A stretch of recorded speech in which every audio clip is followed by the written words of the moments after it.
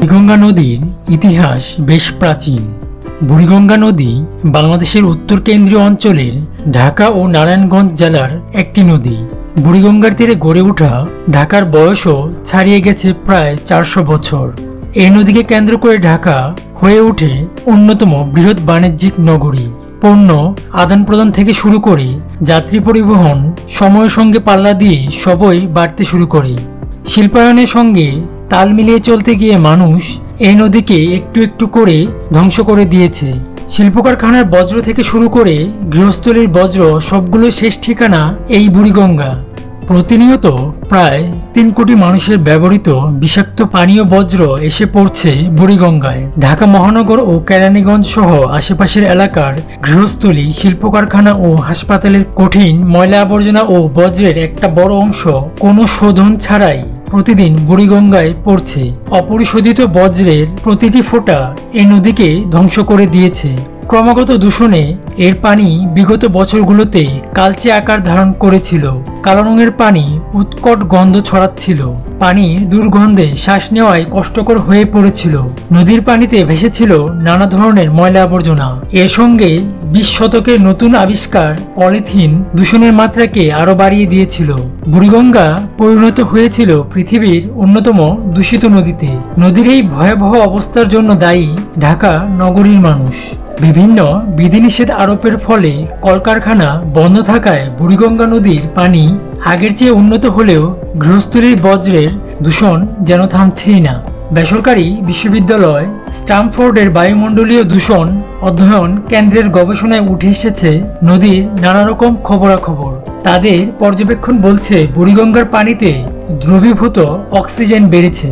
মানুষের ঘনবসতি যেদিকে বেশি, নদীতে দূষণের মাত্রা সেখানে বেশি পাওয়া যায়। বাসাবাড়ির সাবান ও ডিটারজেন্টের কারণে পানির বাড়ন্ত ক্ষার, গৃহস্থালীর বজ্র আর পয়ঃবজ্রে নদীর বেহাল দশা দেখতে পায় গবেষক দল। 2022-23 এর তুলনায় 2024-এ বুড়িগঙ্গার পানির মান কিছুটা ভালো হয়েছে। পানির মান নির্ণয়ের অন্যতম একটি পদ্ধতি বা নির্দেশক হচ্ছে পানিতে দ্রবীভূত অক্সিজেন। 2022-এর দিকে বুড়িগঙ্গার পানিতে দ্রবীভূত অক্সিজেনের গড় মান ছিল প্রতি লিটারে 1.7 মিলিগ্রাম এবং 2023 সালে ছিল 1.8 মিলিগ্রাম, যেটা বাংলাদেশের আদর্শ মাত্রার চেয়ে প্রায় 3 থেকে 4 গুণ কম। বেসরকারি বিশ্ববিদ্যালয় স্ট্যামফোর্ডের বায়ুমণ্ডলীয় দূষণ অধ্যয়ন কেন্দ্রের গবেষক দল প্রতি বছর সূক্ষ্ম ও বর্ষা মৌসুমে বুড়িগঙ্গা সহ ঢাকার চারপাশের নদীর পানির মান পর্যবেক্ষণ করে আসছে। বুড়িগঙ্গার পানিতে 2022 ও 23 সালে পানির ঘোলাত্বের মানও আদর্শ মানের চেয়ে প্রায় 1 থেকে 3 গুণ খারাপ ছিল। তবে 2024 সালে এসে পানির ঘোলাত্বের মানের বেশ উন্নতি হয়েছে। আগস্টে বুড়িগঙ্গার পানিতে গড় ঘোলাত্বের পরিমাণ প্রতি লিটারে 5 NTU, যা আদর্শ মানের 10 NTU এর মধ্যে রয়েছে। বুড়িগঙ্গার পানি গত 2 বছরে 3 থেকে 4 গুণ বেশি পরিষ্কার হয়েছে। কিন্তু গবেষক দলের পর্যবেক্ষণ অনুযায়ী পানিতে গন্ধ নেই বললেই চলে।